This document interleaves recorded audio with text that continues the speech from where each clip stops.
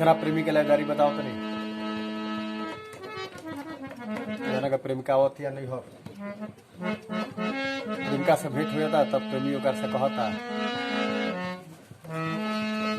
कि रही मन धागा प्रेम का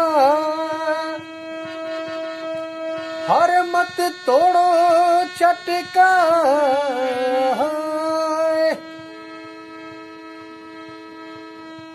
कि टूटे परे ना जुटे जुटे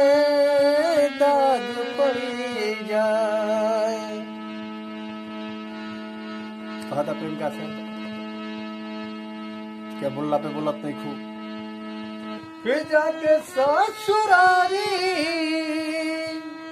हो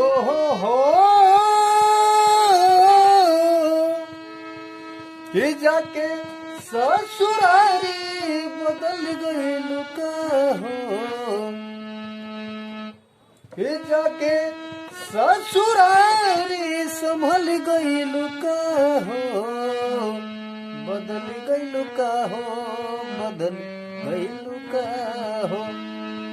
बदल गई लुका हो बदल गई लुका हो। पोखर के पानी में छुआ छुआवल अनहरी कोठरिया में लुका लुकावल पोखर के पानी में छुआ छुआवल अनहरी कोठरिया में लुका लुकावल कि ससुरा के रंग ढंग में ढाल गई लुका हो कि ससुरा के रंग ढंग में ढाल गई लुका हो बदल गई लुका हो बदल गई लुका हो बदल गई लुका हो बदल गई लुका हो। अगला तरफ फिर कहा था कि मन पर खो खो आयो कयबो का सब खेला खेल के करत बारू धोखा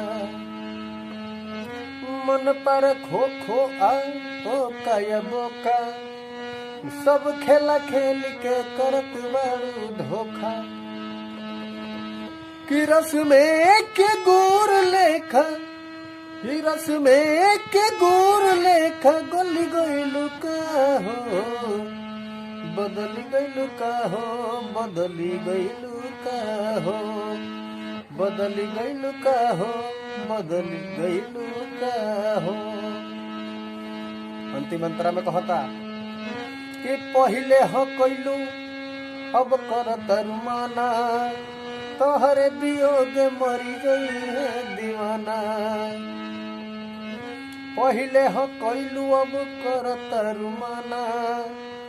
तोहरे वियोग मरी गई है दीवाना। हमरा लागत था कि हमरा